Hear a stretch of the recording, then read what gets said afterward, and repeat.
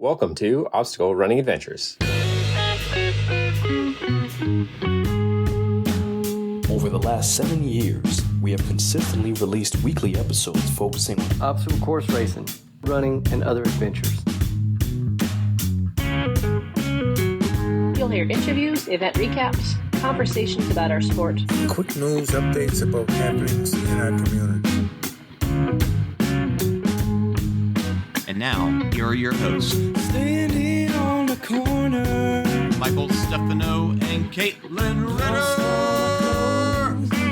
Hey guys, it's Michael Stefano. And Caitlin Ritter. And Caitlin, how was your weekend? It was good. Saturday night I went to a concert. I went to Fenway Park and I saw Kane Brown and Locash. Do you remember Locash? I saw them when I went to Preface. Oh, yeah, no, doesn't ring a bell.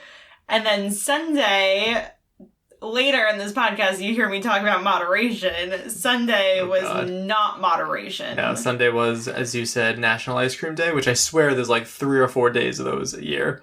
But yeah, so we did every ice cream place in Taunton, and that was a endurance event in itself. Yes, we started ordering smalls and then eventually dropped down to a kitty size. But by the time we dropped down, they didn't have kitty size. Right. And then the last place, I was like, please just give me 1 scoop of ice cream. Yes, and for the record, we shared 1 ice cream per place. But even still, felt very sick. I felt like I was sweating chocolate. And my blood became I thought the ice cream. same thing. Yes. Laying in bed last night, I did not feel good. And that was hours later. Yeah, you're usually the one with tummy troubles, but that time I had the tummy troubles. But it got me out of the house. If you were listening to last episode, you know that mental health update, not great. So making some efforts to try to do better that way too. So, but better this week, right? I think so, yeah. Trending upwards. Couldn't get much worse. Thank goodness. Yes. But let's get to the sponsors. Shout out Mudgear, use code ADVENTURE for 15% off your next Mudgear purchase. And Caterpie, use code OCRReport20 for 20% off your next purchase.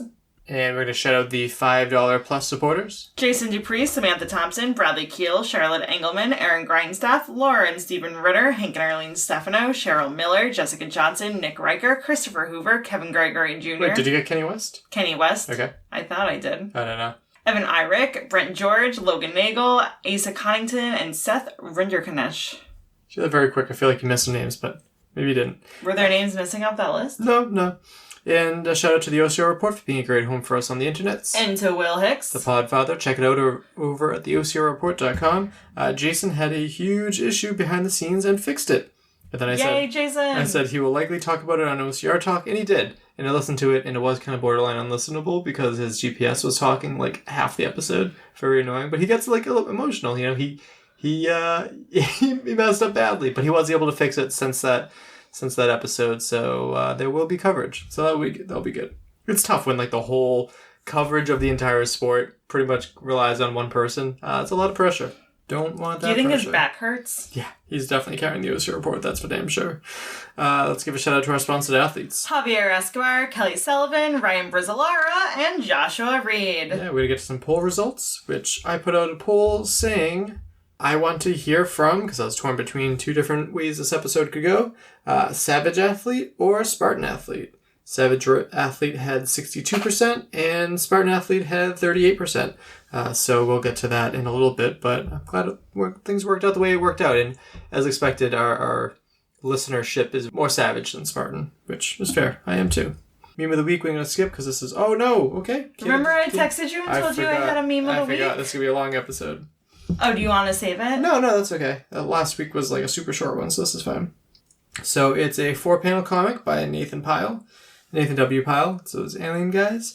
The first one says, I will return. I must run to prepare for my imminent parish run.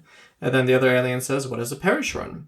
And then on the next panel, the narrative is being the first to run a full parish soon after completion. Okay, well, I see where this is going. The third panel is, I do not want to perish someday, having never completed a physical activity known as making someone perish. And the last panel is, I thought you had already completed one. That was a half perish. And for those unaware, the first person to finish the marathon died. Although it wasn't an actual marathon, it's a whole thing. But yeah, that's a good one. Getting to some quick news, we have some exciting news starting with Ryan Kempson and Courtney. Ryan Kempson posted on July 15th, big bumps. And then there's a picture of him and his cousins, and the pizza says, new cuz comin'. And then in the last picture, it's a picture of Courtney with a baby bump. Oh, and she did change her last name to Kempson, so Courtney Kempson. So congratulations to them. Yeah. Next up, Jalisa Himka, also known as Ninjalisa Himka, said, tune in this Monday to see me take on the qualifying course on season 16 of American Ninja Warrior. And I realize I'm a big proponent of like plugging and shouting people out for being on American Ninja Warrior. I don't think I've ever seen a single episode in my life. Really? No, I've seen bits and pieces and it seems very cool, but I don't watch TV, so yeah. Oh my goodness. Speaking of American Ninja Warrior, and this I found out a little bit after, but Noah Busher also said, watch me compete on American Ninja Warrior tomorrow night, 8/7 Central on NBC. I wonder if they're like obligated to post about it. Probably. But both athletes that we've had on the show doing some awesome stuff on there. Yep. You gotta hit the translate button. Or learn French very quickly. This comes to us from Anne Champagne. Anne Champagne completed the Quebec Mega Trail, 160 kilometers to 6,500 MD plus. I don't know what that means. I looked it up. It's like 99.7 miles, so almost 100. That's crazy. She posted, where to begin? I've experienced a tsunami of emotion, love, opportunities, beautiful, magnificent in the last few days. That's a lot. It feels good. Yeah, so congratulations to her. Did she win?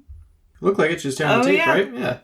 Congratulations. OCR Buddy posted the medals for the OCR World Championships put on by World Obstacle. And what do you think, Caitlin? What is that shape? That's their logo. It looks like the Olympic medals. Yeah, it does. I mean, like gold, silver, bronze. I feel like everyone's been doing that, but more specifically, they look very, very, very similar to the 2016 OCRWC medals put on by Adventure way back then. Oh. So I said, wow, well, as I say, imitation is flattery. I like the sloth in their post. Yes, that was probably the coolest part. I don't know why. Oh, because it's in Costa Rica. Costa Rica. Billy Richards post, boom, that was fast. Surgery set for July 30th. I cannot wait for this nightmare to finally come to an end. I still have a long battle ahead of me to get back to where I was, but at least now there's a light at the end of the tunnel and I can start the battle. Yeah, we've had him on the show a couple times. He seems like a really nice guy. We've met him in person a bunch. I hope he takes the time to truly recover properly and not like half recover and get back to doing these crazy events, because in the long run, that's going to hurt your body real bad. I don't like that for him. Next up, I want to shout out the OCR Directory, which is an account that I started following on Instagram. They posted something kind of like a roadmap saying what you can expect to us 2024 and 2025, the content plan, and it says Spartan Ultra Transition Bucket, doing like geared stats, 15x15 treadmill challenge and giveaway, Killington Ultra gear, recap, training, all this crazy stuff. It's looking like they're looking for people to help them. And obviously we work for the OCR Report, which is, I guess, technically competing with them in a weird way. But we're all really trying to help the sport, and the sport badly needs it. So yeah, I want to shout them out for doing what seems to be awesome work, or plans to do awesome work. The Grit Games posted, important update, postponement of the Grit Games 2024 due to significant setbacks caused by Hurricane Beryl. Yeah. That hit West Columbia on Sunday night, July 7th. We have made the difficult decision to postpone the Grit Games 2024. The safety and well-being of our community is the top priority. And the new date is TBD. That stinks. Yeah, hoping they figure it out. They've had a history of putting on some excellent events, causing the rise of like Chris Rogowski. Well, not that they take credit for it, but in part, that's where she got some of her start. So this next one comes to us from Tyler Movsession, who posted, Happy 3. So many times you have been exactly what I need before I even knew I needed it. Excited for another year of adventures. And I'm assuming they've been married for 3 years. Even still. Or they've been dating. I used to post dating anniversary things. Yeah. I'm more proud of like the amount of time that we've spent dating, because that's been, 12 years? Almost 12 years. Yeah, compared to marriage, only like 3 years? Almost 2 years. Almost 2 years, yeah. So congratulations to them. Tell me you have no concept of time. No concept of time. This is something briefly that I saw right before recording. apparently Daniel Lashevsky is working at Savage Race. He updated his information on Spartan Race, so congratulations to him. Savage Race puts on an excellent events, obviously, and has a phenomenal team, so that's pretty awesome. Now we're going to get on over to podiums, starting with Spartan Red Deer Super. For men, in third place, Pat Milligan. In second place, Kyle Lentz. And in first place, Mike Yurko. For the women, in third place, Cassidy Burr. In second place, Katie Simpson. And in first place, Catherine Sweeney. Next up is the Savage Race Chicago podiums. For men, in third place, Ken Curligiano. In second place, Nathan Green. And in first place, Marquez Green. Yep, the Green brothers. And for the women, in third place, Katie Bridge. In second place, Rachel Waters. And in first place, Kaeley Wynsma. For the Utah Beast, for the men overall, in third place, Baleen Bean. In second place, Chris Brown. And in first place, Hawk Call. And for the women, in third place, Casey Monroe. In second place, Lisa Musacchio.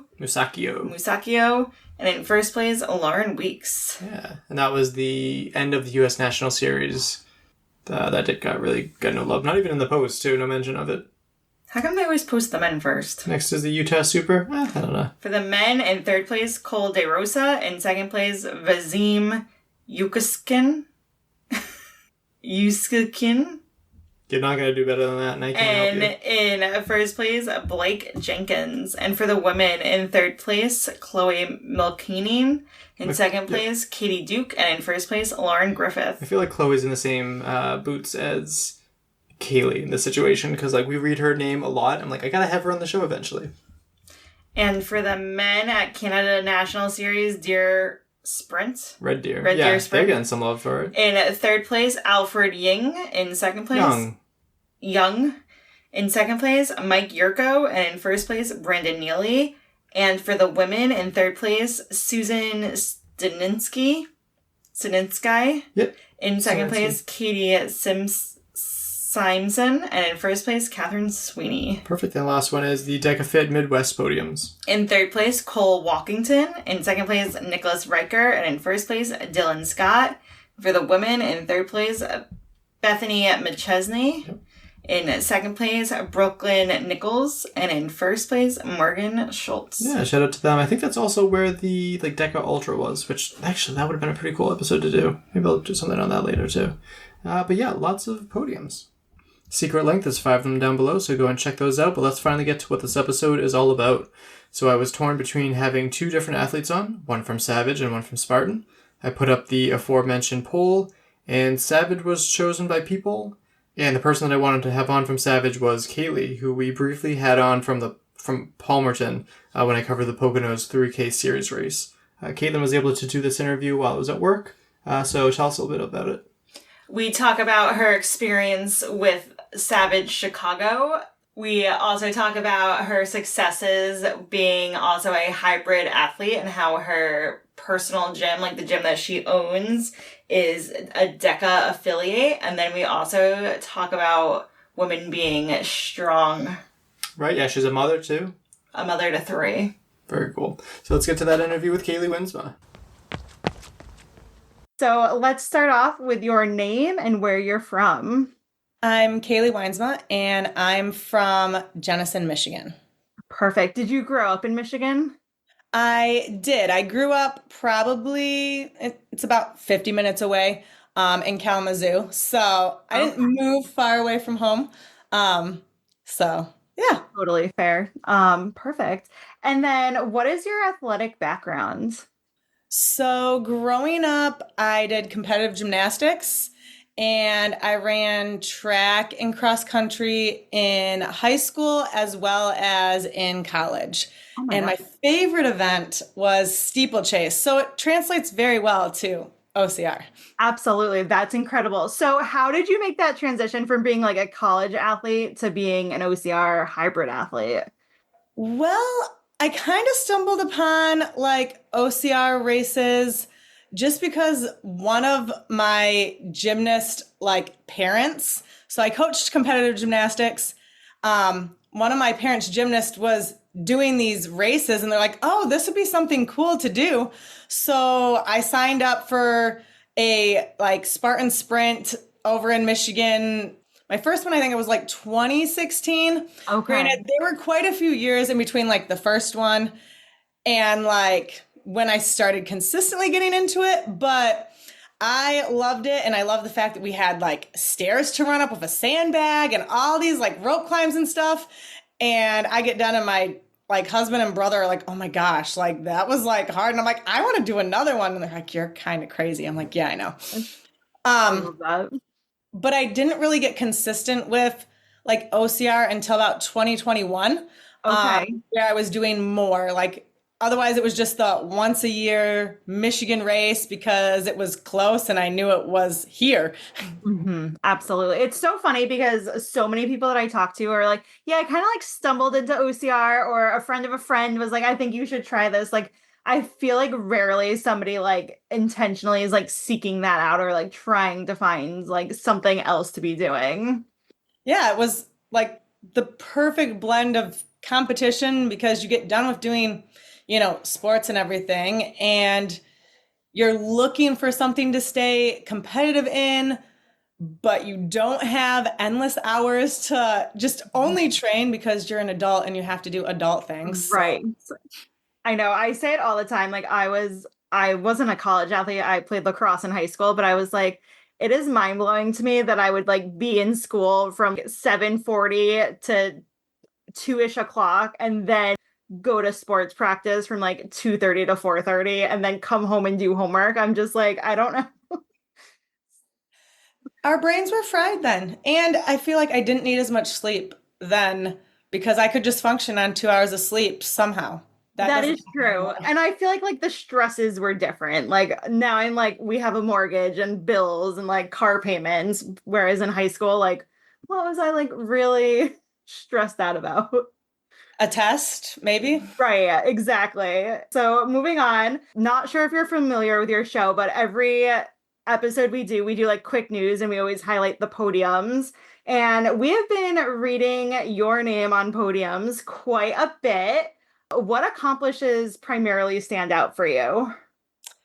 I think being able to do the 100% completion on the past two like Savages. So I won Ohio and Chicago, and those are only the second and third Savages that I've done. I tried one in like 2021 and like I didn't end up getting like 100% obstacle completion, and I was like, this is interesting. Like, you know, I really want to get better at my obstacles because from a running standpoint, I'm like, okay, if I can just keep my running up, that's great. But getting those obstacles that you don't normally see, it's like trying to figure out on the fly how to make them work. So that's probably one of the biggest accomplishments just because it's been a period of time since I've done a Savage, and, you know, it's different having to make sure that you do all of those obstacles. Like you can do a penalty loop and still catch up on the running if you're fast enough. Right. That's so I'd say, yeah, that is incredible. And I think having to like do 100%, it makes it a different race because anybody can do burpees, anybody can do a penalty loop, but you're like absolutely right. Like the obstacles is like what can make or break the race. What led you to find Savage Race? Was it just like a natural progression of Spartan to Savage Race, or was it another like word of mouth? It was more looking for different OCR races that had competitive heats that were not so far I couldn't drive to because we like to make it a family affair. So I have 3 kids. Oh my gosh. And so the kids enjoy doing like the kids race and doing some of those pieces to it and just turning it into something that we can do all together as a family. It's good from a fitness standpoint. Mm-hmm. And it's just cool for them to be able to see, hey, like you can be an adult and still stay fit and still be competitive and enjoy doing it. It can turn into something and you don't have to just all of a sudden be a super serious and adult your whole entire life. Like there's pieces of it that are fun. Right. And flying 5 people, like, gets really expensive real fast. Yes. So kind of just trying to find, different ones that were drivable. Now we've driven like 10 hours to like some of like the Spartan races just because we're like, well, I guess we can do it in a day. Like it's not ideal, but so yeah, just kind of stumbled upon, Savage. We've also done some of the more local ones like Frontline OCR that's in Illinois. We're going to do the Midwest OCR that's hosted by the Race Ready Obstacles. Oh, I hear great things about that, right? I'm excited for that one because they always put on some good obstacles. So, and then we've also done like Highland Assault just because they're close to drive to. They have really good obstacles. And I know quite a few like friends from just racing like Spartan and then doing a little bit more Savages that kind of brought me into those races where like, hey, like we're doing this. I was like, well, if they're doing those races, the obstacles have to be legit. That's awesome. And I love the fact that you like pack your kids up in the car and you're like, okay, 10-hour road trip, let's go. How do you keep 3 children entertained in the car for 10 hours? Well, the older 2 really enjoy reading. Okay. So we pack them a couple of different books. We have a lot of jam sessions on the radio where we scroll through different music stations and they're like, hey, stop, we like the song. We might hear one song like 5 to 6 different times because, the kids love it and they'll sing along, but it helps the time pass. Play a lot of the ABC Game Along the Road or I Spy. So you do things to pass the time. Granted, sometimes they'll just take a nap and then you get to drive with your thoughts, but I love that you're not just like throwing them on iPads, that you're like making it engaging and fun because like growing up, like that's what we played, the license plate game, the alphabet game. My mom would pack us like boxes of like coloring books. So like it's nice to hear, not that iPads are bad, but it's like nice to hear that it's like truly a family trip.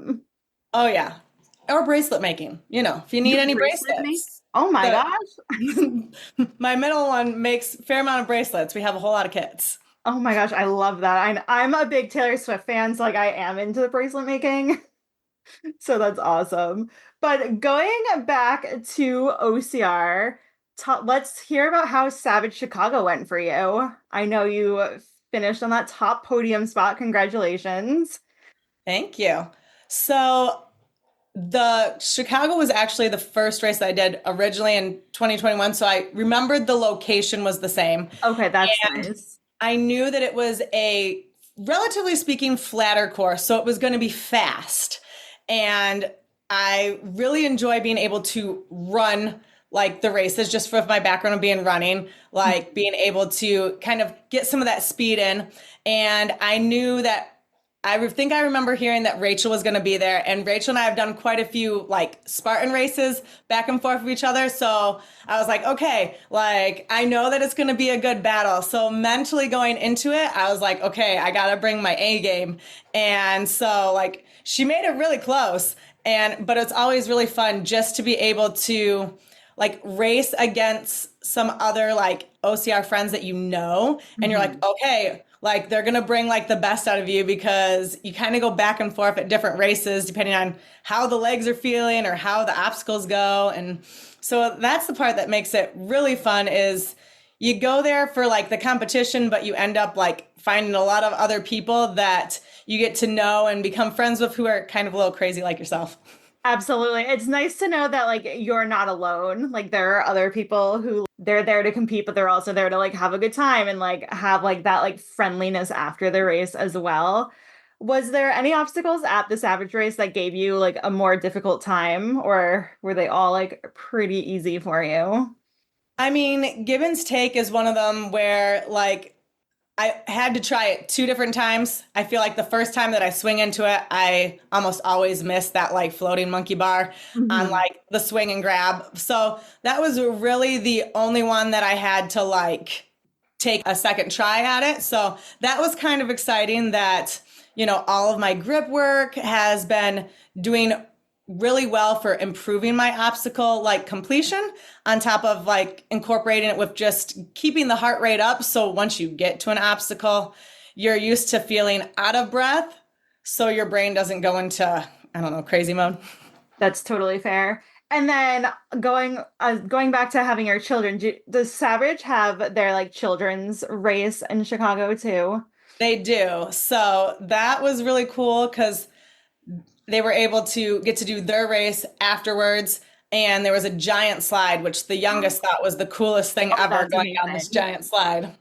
Do you do the course with them, or are you more of like a spectator? So totally running like next to the course, like with them, encouraging them, like helping them kind of get used to what it feels like to push yourself a little bit while still keeping it fun, because they like to go fast and they joke all the time. They're like, yeah, we're fast like mom. Oh and I was my like, gosh, yeah, you are. That's awesome. That is awesome. Does your husband also do OCRs with, like, not with you? He does. He'll do the more open heats just because someone has to be with the kids. That's and fair. He's like, you're in the top of the podium for the females. He's like, I'm not in the top of the podium for the men. So he's really improved on his running, but it's not, he doesn't enjoy running. He enjoys the obstacles in between to break up the running. So that's kind of the fun part, is we get to do it all together, but yeah. Also, like, we love a supportive husband. Like, I love that he's like, nope, like, you're finishing like at the top of your podium and I'm just not at the top. Like, you go do your thing and like show us how like badass you are. I love that. So you do live in the eastern part of the US. Do you have any plans to take on like the Savage series, or? I mean, this year it didn't really work. I would love to take on, some of the series.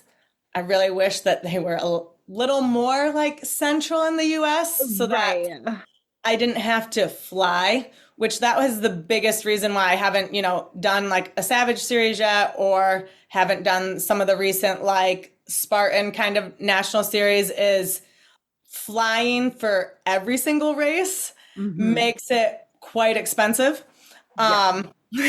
And like, it's not just flying, it's like flying, getting a rental car, getting to the airport, like, and paying for the race. Yes. And paying for your 3 children to also do the race, and your husband. Yes. So it'd be really nice if, we could get some more kind of central, like in the Midwest US, that, we could drive to. That would be really great, because I think it would be really cool to, get some of those bigger races and just have even more competition, because it's just kind of fun to see what you can do, especially when you're having more people that you're like pushing yourself against. Absolutely. And then just backtracking a little bit, what made you make that transition from like racing in like an open wave versus like becoming more competitive? So the first ever Spartan race that I did for the sprint, I looked at my time, and out of all the female in the open, I had the fastest time. Oh my gosh. Every single female in the open. That's incredible. And then I looked at the elites and I was like, oh, I would have placed like somewhere, in like the top 20 or whatever it was. And I was like, oh, and that's even getting stuck behind people. Like, so I was like, oh, okay. Like maybe I should, try and challenge myself a little bit more. So that's kind of where it was, where I just kind of looked at it and was like, oh, that's really cool. And I'm like, oh, wait, there's a competitive option. Oh, okay. That's awesome. Yeah, I'm always curious to see like how people like make that transition, because like you don't just sign up to like become an elite athlete. Like you have to like obviously dabble in it a little bit at first.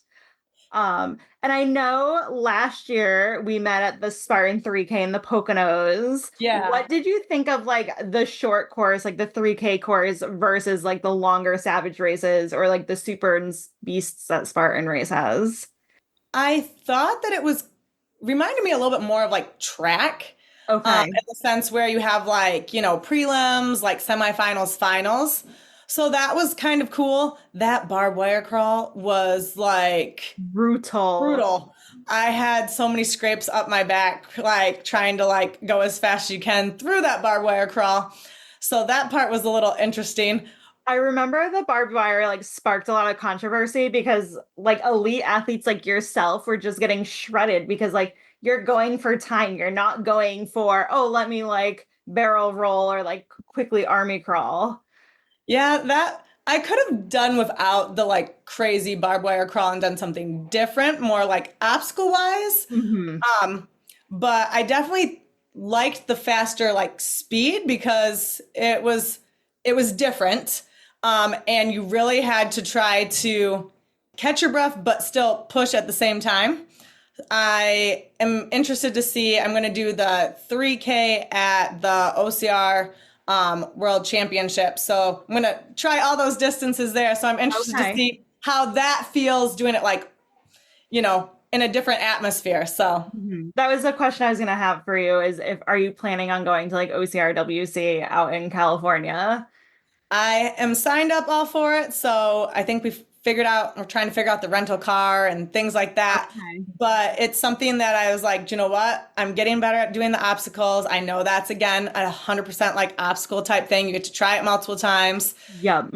And they have a lot of different obstacles. So I'm excited to see like how that kind of translates. Absolutely. Are you bringing the whole family? It's just going to be my husband and I for this one. Okay. Just due to, cost of everything. Yes. And the fact that it's in October. So absolutely. I know so when the OCRWC was in Vermont, my husband and I could drive, but just with it being like in California and like not super like like the location isn't super it's not as easy to get to as I would have thought for California. Yes, exactly. And like because you have to fly and then you have to drive. So unfortunately we won't be there, but like I hear really great things about the venue and I know people who went last year that like really enjoyed themselves. Are you excited for the atmosphere, the experience? Because, it'll be kind of cool. Right, exactly. And I think even like the elevation will like give it a different like kind of challenge. I don't know. Definitely. We are basically sea level here with, the Cannonsburg, I think the super we had like 1,500 feet of elevation and that's using a ski slope. So, How do you feel about elevation like normally? Not normally, but like as an athlete?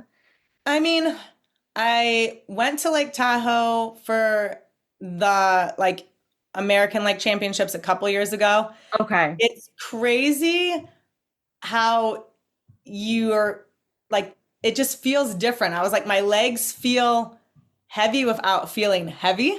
Okay. Like it was just one of those where you could breathe, but like you didn't feel like you had the same speed and turnaround. So planning on getting there like a day or so like ahead of time just to like acclimate and kind of be like, okay, this is what it feels like from the leg standpoint. Absolutely. And I feel like too, like you probably have to plan like your nutrition a little bit different. So I'm curious to talk to you after OCRWC to like see how your races went and like how you planned for that because like I've never been at elevation that high before. So like, I don't know what it's like. I can't give you any helpful tips or advice. Yeah, for sure. Nutrition plays a huge game changer when it comes to races anyways. So it's, planning more than what you think you need is probably a best option. Yes, absolutely. And then while you're out there, so you'll do the 3K, is it 3K, 7K? And then the 100 meter and then the 15K. Okay. Are you going to do the team relay race? I don't know anyone that's going per se yet. If I find people, I think that would be kind of fun. Yeah, that's always like one of my favorites to watch. Like, yeah, it's like the team atmosphere. It's like a relay. Yes, and it's always so exciting, especially like you'll be running with the elite waves, but like watching like Lindsay Webster and Ryan Atkins and then like their additional teammate run, like it's just incredible to see like the best of the best, like just like blowing things out of the water. Like it makes it look super easy, and then you do it and you're like, okay, yeah, they're breathing hard too.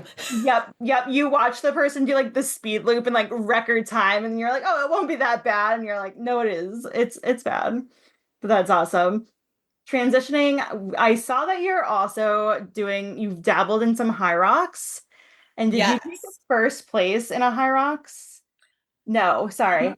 No, No, I didn't take first place. I got, I think, third in my first Hyrox Pro in my age group. So I did the Chicago one and decided, so I'm friends with Lauren, and she kind of got a couple of us that we were all roommates together for the HyperCon games. And she was like, hey, you guys should do this. And I was like, well, it's Chicago, I can drive to it. So like probably 2 weeks before or whatever, she's like, yeah, you should do this. I'm like, okay, let's give this a try. I'm like, as long as I can push the sled weight, then, you know, I'm good, because everything else is at least doable. Right. So I was like, well, I can push the sled weight. Okay, let's try for the pro. So I'll probably do another one. It was really hard because the Chicago one really filled up really fast. And so I didn't get into the Chicago one before they filled up for this year. But maybe, I know a bunch of us have put our names on like a wait list to see if they'll get a second day opened. Or, you know, maybe we can get one brought to Michigan somehow. Right. Have you completed in any of like the DECA events? Yes. I haven't done any of the DECA Fit yet.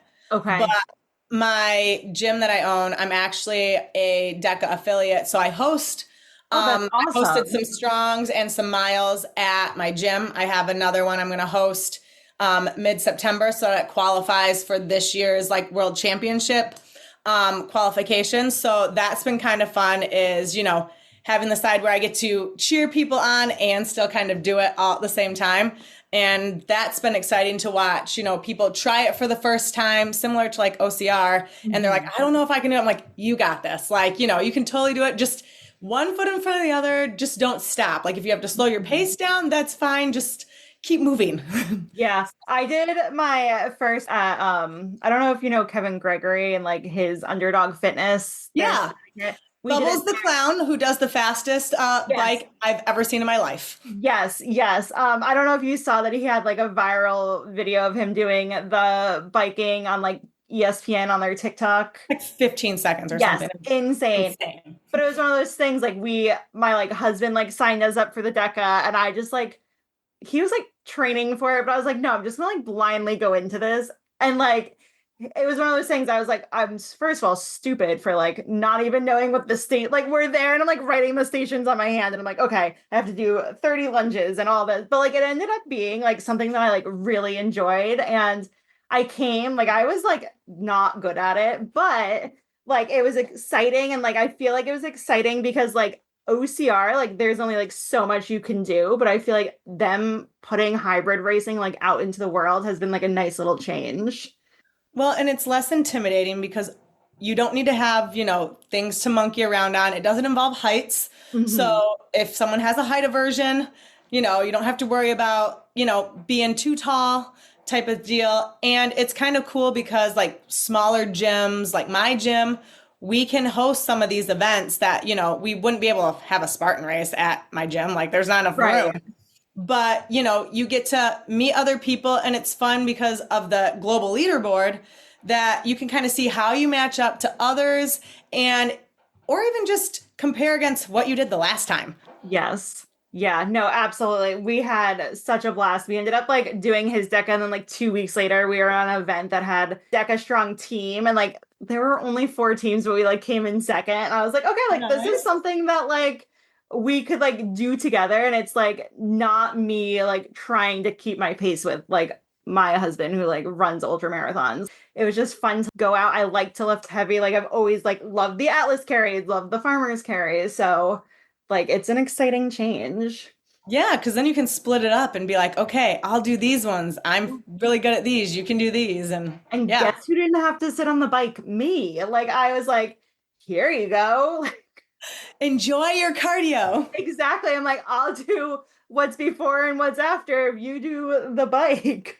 And those are strength ones before and after. So it was a win-win. Yes, exactly. It was nice. And I didn't have to do any box jumps because I was like, your legs are so much longer than mine. Like you do the box jumps. I mean, that 24-inch box step over being only 5'4" is a pretty good like step up in overheight. So what is your technique for that? Like, how do you get... I do like the side kind of like hop and step down type deal. I'm not going to try and side jump it. Like that's just it's going to take a lot more energy. So, relatively speaking, for my height, I have longer legs compared to my height. So that does help some, but it's more where I kind of like hop it and just kind of act like a side bunny. Yeah, no, that's fair. I didn't know, like I said, I went into blindly. So the first time, like I've done like my box jumps at CrossFit before, and I didn't know that like they were taller, and I ate shit. I was like, oh my God. Like you're like, ooh. I was like, okay, 24 inches is a lot taller than I think I'm like typically doing like 18 to 20 inches. Yeah, I think typically for girls, the standard for CrossFit is about 20 inches. And I think for guys, the standard's 24. So yeah. So, and like that was not to like go off on a tangent, but like the other things, like the weight, I would rather have heavier weights and like shorter box jumps than like the higher box jumps and like the lighter weights. And like, I feel like there needs to be like, because like I'm 5'6". Like you want high rocks weights for the farmer's carry and yes, and a shorter box jump, because like if you are tinier, like I just feel like there's definitely an advantage if you're like 6 feet with like long legs versus somebody who's like 5'2" with shorter legs. Oh, for sure. So which do you prefer? Do you prefer the hybrid races or the OCRs? I kind of enjoy each differently, as the nice part is I can do the hybrid stuff kind of more in the winter time, because it would be really hard to try to do like an OCR race consistently, in the middle of winter, because, sometimes there's snow and traveling makes it a lot longer. And then it's just kind of a change of pace where, you can kind of focus on getting better at some of like your breathing techniques, because it's totally different to try and breathe while you're doing a cardio machine than when you're running, because you're like, okay, how do I catch that like good rhythm to keep it moving in a good direction? So, I mean, I love the outdoor aspect of like the OCR and all that, just because I love being outside. Like give me a trail to run on. Like I'll run in the trails in the wintertime. That's fine. Like over a treadmill any day. But I think it's just kind of two different pieces, because one, you just come to realize the fact that your heart rate is going to be in like the 80s to like 200s, like the whole time. Right. And that's just, it's going to be rough. It's going to suck, but you're going to feel so great, once you get done and be like, oh, I got a new PR. And it's a little different when it comes to like the OCR, because each course is different. So, you might be faster at one, but it's flatter. And then the other one, you're like, I feel really accomplished, but the time is slower because you had to hike up, all the mountains at like Killington. And you're like, it's not going to be a speedy course, but, you feel really good for that achievement. So I think it's kind of easier to gauge your training just because it has more of the sameness factor. But then I also enjoy, from the OCR standpoint, the variability of just, okay, you never really know what you're going to get. That is very true. And I think that's like the perfect answer, right? Like you get the consistency at hybrid events, but you get like the unexpected and like seeing how you can like really push yourself like out in nature when you like don't know what's coming up next. And then I also saw on your Instagram that you own your own gym. And I know we've talked about that a little bit. So can you just like tell me a little bit about your Transform Fitness Studio? Yeah, for sure. So it was more just starting because I wanted to be able to help people more than what I could just being a personal trainer, because you get to build that relationship. You get to know the people that are, coming to your gym, and you just kind of learn a little bit more than just like the surface kind of relationship. And then I kind of have a little bit of leeway of how, I want to run something. So I have mostly small group strength training where we'll incorporate, everything from more like a DECA style to, like barbells and kettlebells, to even adding in, I have a ninja rig in there. So I'll incorporate some pieces of like OCR and grip work. I always have options. Say if someone, really doesn't want to try something, because the gym can be, intimidating. And I want it to be a space where you can stack those wins and really focus on, what you can do and achieve and be like, oh, this is where I started and this is where I'm at now. And just kind of building that community from, the beginner to those that have been working out for forever, because that's half of what, doing these races and stuff is like you're building, a friendship, a community with other people that are, having similar goals. So the gym should feel like a community of people with similar goals. They might not be the exact same because everyone has different reasons why they want to work out, what they want to do with their fitness, but just kind of building that camaraderie and being like, hey, there's 10 of us in this group. And, one person might really enjoy burpees and the other one's like, man, you're crazy. And the next person's like, oh, I just love this barbell complex. And the other person's like, oh my gosh, that's just awful. So, you kind of get that banter back and forth, but it's really cool to see where they come from and just kind of helping them along that journey and being like, hey, I remember what it's like, when I first started, trying to learn how to do all these different things. And, it takes time. You might get frustrated and some things just might never feel easy. The better you get at a plank, you can just add weights onto it. So, Right. But that's been kind of cool. It's just building that community and being able to help others, because fitness has just done so much for me and for my life, and being able to show others how much it can benefit you, especially from a parent and an adult standpoint. Okay, you can do all the things with your kids. You can also teach your kids to enjoy it.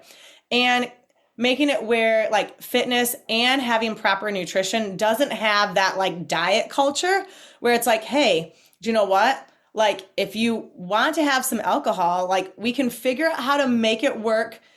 You might not be able to have as much as say you would prefer, but you don't have to give it all the way up. Mm-hmm. Granted, it might take a little bit longer to reach some of your goals if, you're having, a binge day on the weekends where you're do you know what? I just don't want to track on the weekends. Okay.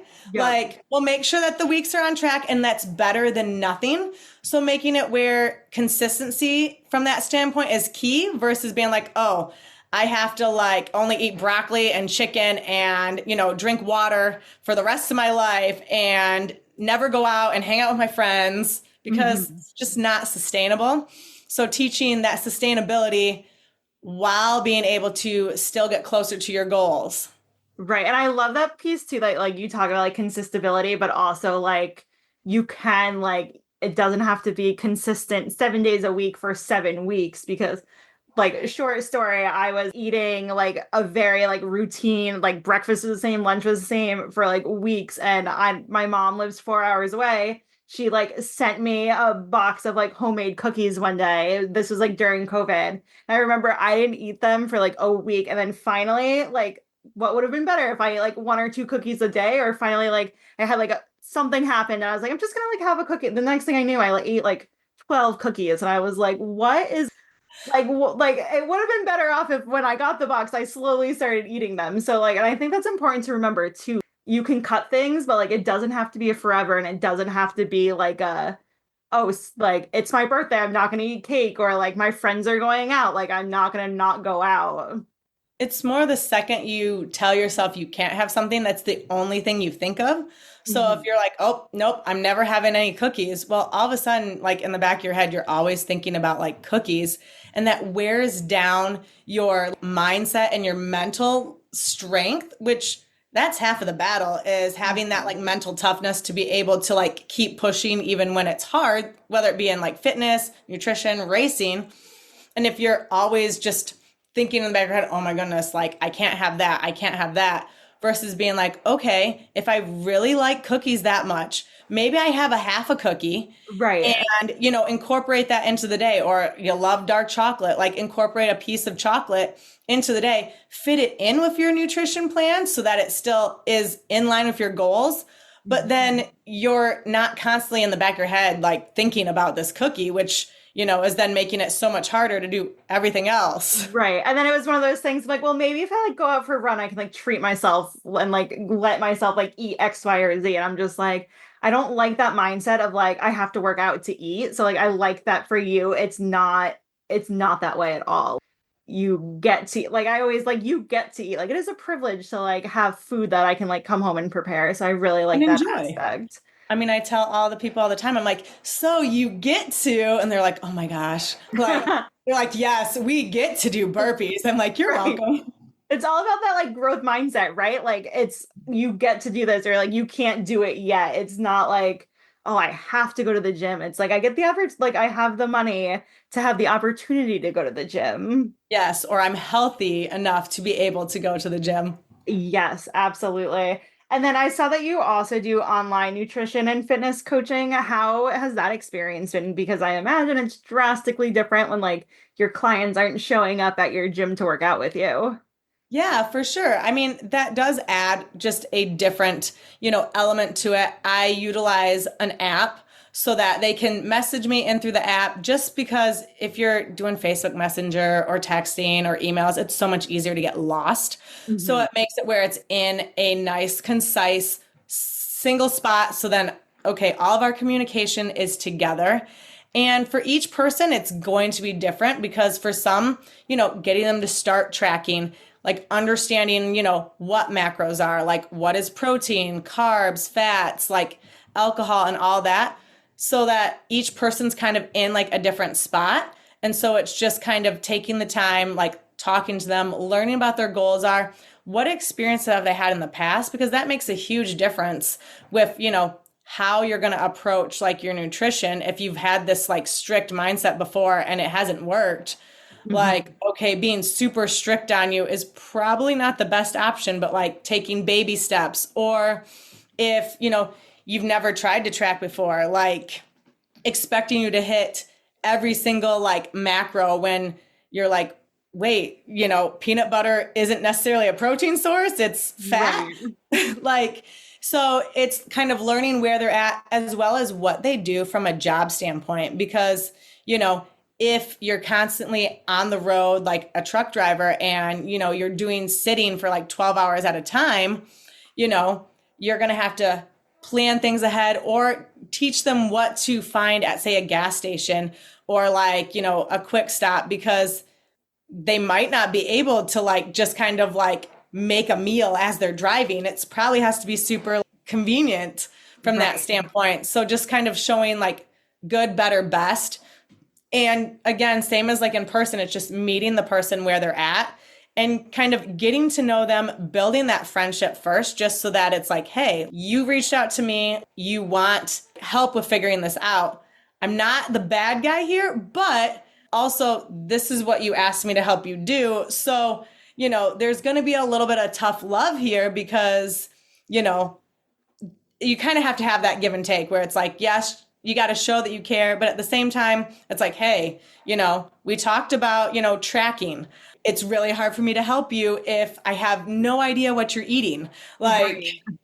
No, that makes a lot of sense. And I like that you like make it personalized. Like, it's not just like log into a website, like tell me your goals, and then I'm just going to like send you like a pre like made document and like, this is what I want you to do. So it sounds, you go like above and beyond and like making it personable. And like also like the fact that you're like, yeah, if you're a truck driver, like you're not going to be able to prepare all of these fruits and veggies and like have a refrigerator on the road with you and be able to like find like the healthiest choices. But like you take that all into consideration, which I think is that like makes you stand out from like other people, because you're, I don't know, it's like you're more understanding and you're more open to like learning about the people and like finding what's best. It's more, I really feel that health and nutrition is something that everyone should be able to achieve, because it's such an issue like in America. Mm-hmm. And that the fact that it has this daunting kind of, oh, well, I need all this time and I need all this, or, oh, well, you've always, been, into health and fitness, so it's easy for you. And it's more just figuring out like, okay, what your lifestyle looks like, where you can find those little pieces to make that difference. Sometimes it just starts with like, drinking water and replacing, all the cups of coffee with just a little more water. So then you aren't craving as much, salty or sweet stuff once it comes like after dinner, because you've only had coffee all day. Like, right. Yeah. That's awesome. And then as far as like the fitness side of it, like where most of your clients, like are they working out at like home gyms? Or are they part of, I hate like mega gyms like Planet Fitness? It really kind of varies, where quite a few of the people that I help from like the nutrition standpoint, because I can see like their nutrition, are the ones that come to my studio. Okay. Just because, also I'll be like, hey, like, how's it going? Like I can talk in person, but we also have that like virtual option where it's like, okay, you're logging, like shoot messages back and forth. And then the ones that I do that are more from like the online standpoint, some have home gyms where very minimal equipment. Some, have their own gym in their basement that is probably nicer than most hotel gyms. Oh my gosh, I can't imagine. That's so expensive. So like it really kind of varies, but from that standpoint, the like nutrition app that I utilize, like it has the option to have like counting steps on it. Like it can show from like a sleep standpoint. Awesome. It has also like the progress pictures because, weight doesn't always tell the whole thing. And there's different like programs on there based on like what type of equipment you have and what style of training that you're looking to do. So it's really nice just because, if they're not working out with me or they're not close enough to work out with me, then okay, you're going to have like programming that's going to be similar to like the style of like training that like I believe in, or it's like, okay, this is what you have. Okay, like you can still work out without any weights. Right. Like it might not have as much variety as, having a giant gym full of fun toys. But it doesn't mean that you can't do it. So just opening up that possibility and being like, hey, like it is possible. Like you don't have to, spend $5,000 on like a home gym just to be able to get in shape. Right. And I just like love, I know I keep saying this, but like I feel like you're so inclusive and you're, let's see what we have and like work from there, which I really appreciate. Well, awesome. I mean, I've used furniture sliders to show people how to get like good leg workouts in and upper body workouts in, and you get to clean the floor at the same time. That's awesome. Continuing on, I see on your Instagram that you had this post with like, it was like you and your daughter like working out together.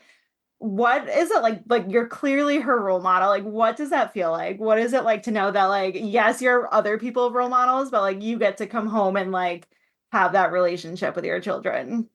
I mean, it's pretty special and really cool just because showing them what they can be capable of and showing them that, you can have fun together, you can push themselves because they do, competitive gymnastics. Oh, that's awesome. So it's not just me telling them that, hey, you have to work hard if you want something. Like they see that, like the joke was a couple of years ago because I would get like second or third place because I'd missed my spear in the Spartan race. And they'd be like, Mom, like, when are you going to get first place? I'm like, guys, like, that is the goal. Like, that is the goal to do it. Like, I'm working for it, but seeing that, okay, you have to put in time and effort and work into it. And you're not always going to get to the goal of what you want right away. Mm-hmm. But that if you keep working and you keep pushing, that you're going to keep getting better. And then maybe you'll be on top of the podium. And it's going to feel so much more rewarding because, all the effort that it took in order to get there versus, not really trying and just kind of like being like, oh, guess what? This is kind of cool. Right. It kind of teaches a lot of life lessons too, because they're like, oh, okay, yeah, Mom looks like she's dying, but like she still comes back and does it again. Okay, when she tells us that we have to, work hard, push ourselves, it's not just her telling us that, like she's willing to do it too and showing us that, oh, okay, she does that. So it's kind of a cool relationship part where, it's really fun to hear their voices like on the course where I can hear them be like, oh, go Mom. Or like, they'll be like, you're in first, like, come on. Like, so that's really kind of cool. That's awesome. And then I feel like, I don't know how old you are, but like I'm 31 and I grew up in like you work out to lose weight and like you have to eat healthy to like lose weight and like look a certain way. And clearly like you don't have like that vibe like at all. So like how important is it to you to like keep working out and like eating, we eat because like we need nutrition and we need fuel. Like, how do you like condense that into like giving that to your children? Like, how, I know that like the question's not worded well, but like, how do you take, I like, know what you mean. Like the diet perfect. culture of Yes. like, oh, wanting to look like a model. And I think it helps because I focus on being strong and the fact that, okay, in order to be strong, in order to be able to do what your body wants you to be able to do, like you got to make sure that you're having your protein, that, you know, you're eating your fruits, your vegetables. Now, granted, they're kids. They're going to have, you know, junk food here and there, especially when they go to like Nana's house or like, you know, things like that. And it's like, hey, do you know what? That's fine. Like, just be mindful of how much that you have, because if you have too much of it, you don't feel great. And just kind of associate it with the fact that, do you know what? It will still be there if, you know, you have some today and some tomorrow and save it for like the next day. You don't have to eat it all at one time just because it's there. And being like, hey, like, you know, it's okay to have this, but also realize as an athlete or like what you're trying to do, it's not going to help you if you only eat this types of food. Yeah, it might taste great like when you first do it, but then, you know, you might be like, oh my gosh, my stomach hurts. So it's just kind of rewording how like food and nutrition is kind of thought of more as like fueling your body versus me like, oh, like I'm working out to, you know, look like a model or like working out for like that bikini bod, because, you know, that was totally the vibe where it's like, oh yeah, like, you know, girls should be like skinny. And like really when you work out and lift weights and, you know, challenge yourself from that standpoint, ultimately, like most people want to just, you know, have a certain look that they have in their head. Some might want to have a little more muscle than others. Some might not. But in terms of it, most people want to just look fit. They want to look like, you know, they work out, that they're athletic, that they're active. And it's going to look a little different on each person because everyone's body type is different. So it's not really like saying things more like, oh, like you need to earn your food. It's like, okay, well, you just worked out, like, you need to make sure that you're replacing like so that you can be good at practice again, or you can push in that workout again so that, you know, it doesn't have that, oh, well, you just ate a piece of cake. Now you should go and do 500 burpees to burn off that piece of cake. Like, yeah, no, and I love that mindset. And like every year, like especially like around Thanksgiving, like when those memes like, oh, do you know how much you have to? I can't stand those memes just because it reinforces that like thought process that, you know, you reward yourself. I never really like to reward like people with like food because that tends to be such a like mind twisted thing anyways, that if you're rewarding yourself with food, then it's like, I don't know, it's just encouraging that spiraling habit of like, oh, like if I do this, like then I've earned like food. It's like, hey, like go paint your nails, like go get like some fun new workout clothes, or, you know, go on a walk and have like some coffee with like your friends. Like granted, yes, that's kind of like food involved, but like. Right. That's something that I struggle with, like as a teacher, like my students, a lot of times, like when we have state testing, they're like, when we're done, will you bring in Takis? I'm like, I'm not going to bring in Takis, but like when we're done, like I was like, we can watch a movie, we could play board games. Like, I'm like, I don't want you to like associate like, oh, I did this like really big task. Now, like my teacher is going to like give me Takis. Let's have like a sticker party. Yes, exactly. Exactly.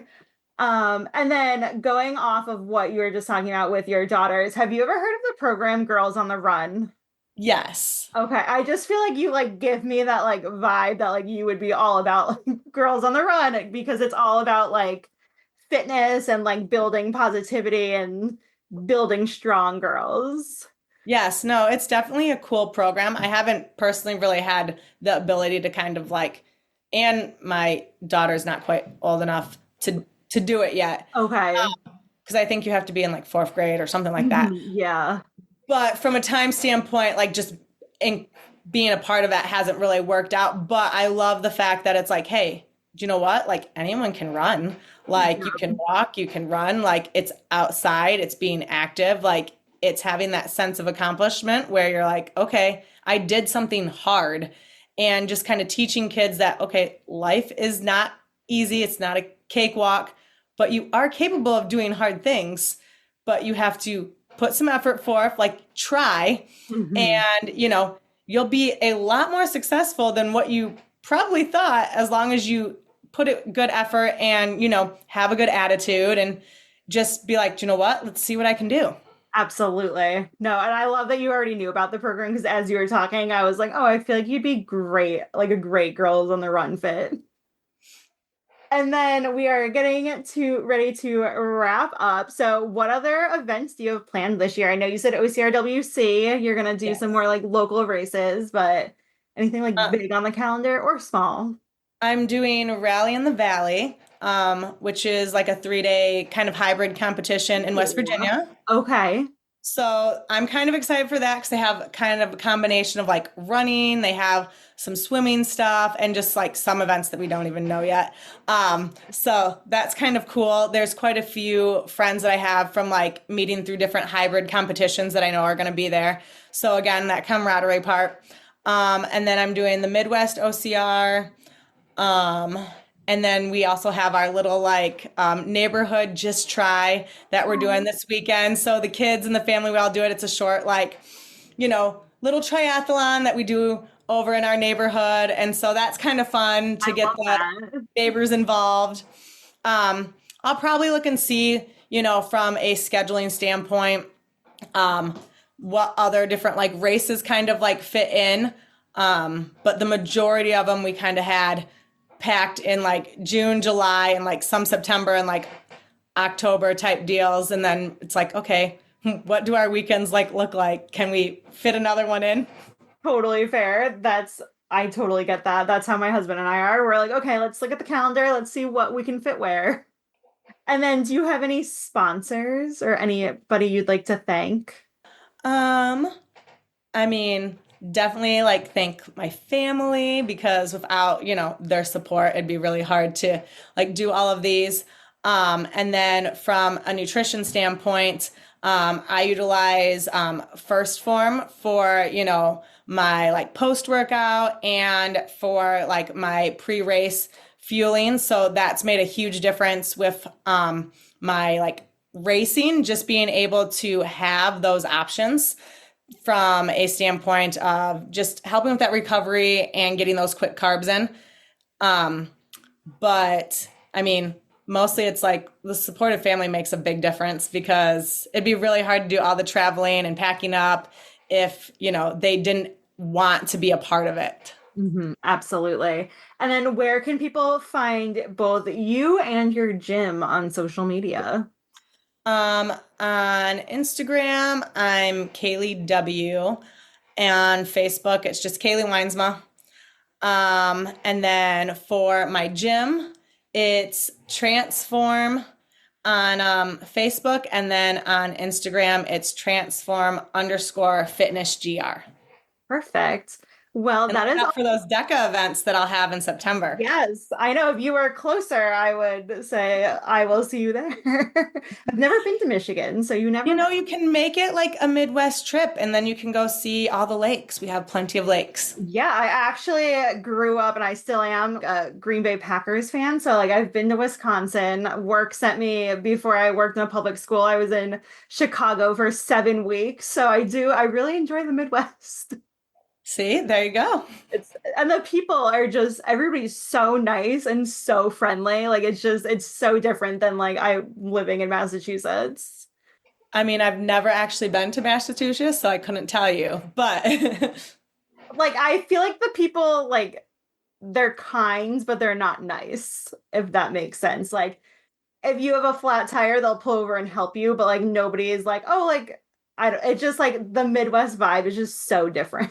It is different because a lot of people that like live here kind of grow up and then like families. So you kind of know more people from like, whether it be like generations or like, oh, well, I knew your grandpa. So yeah.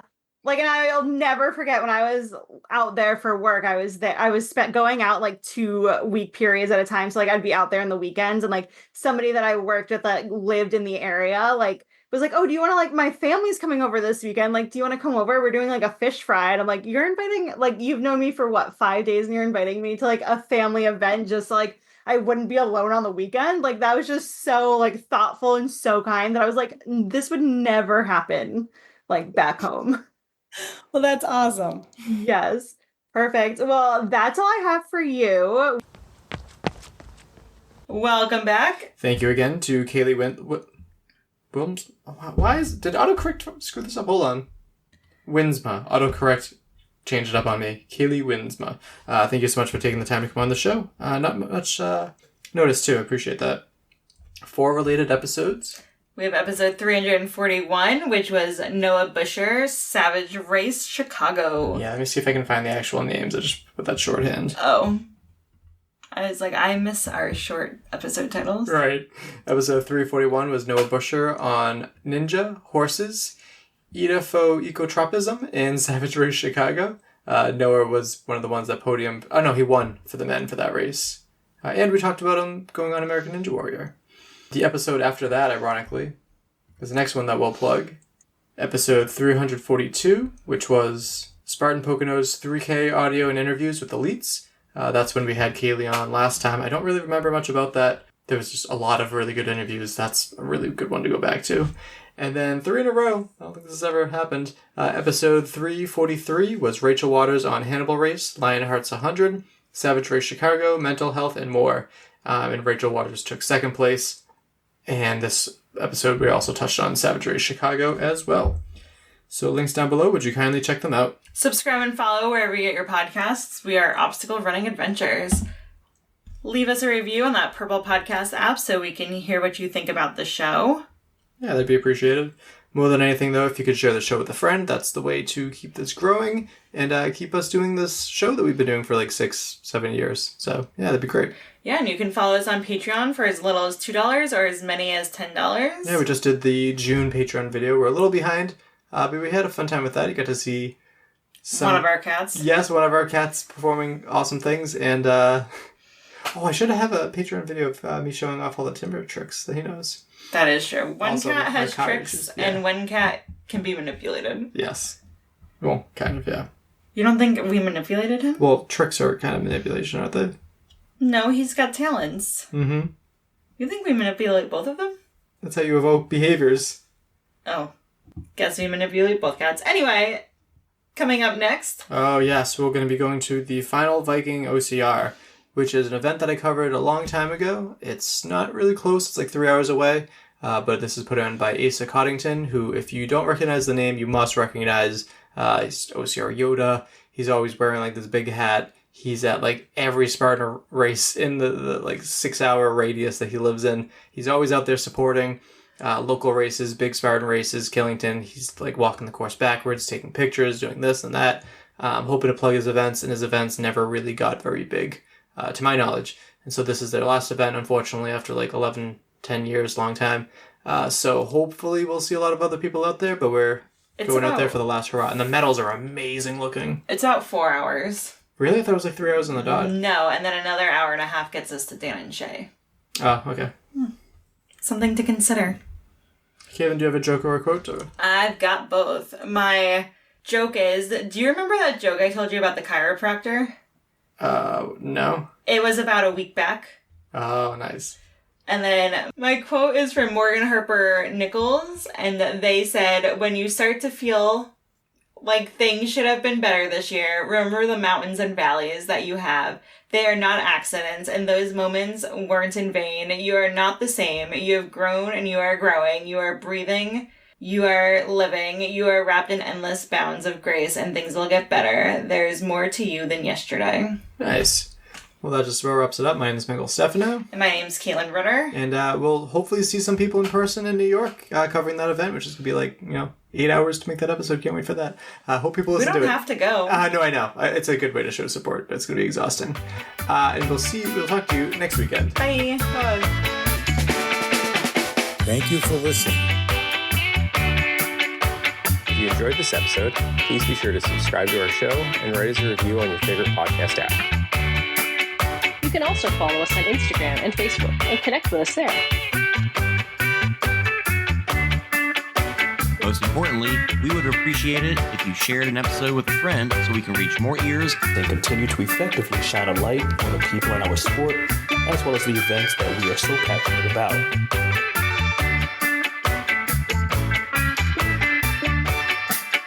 Our intro song is Streaker by Straight Up, and our outro music is Iron Call by The Best.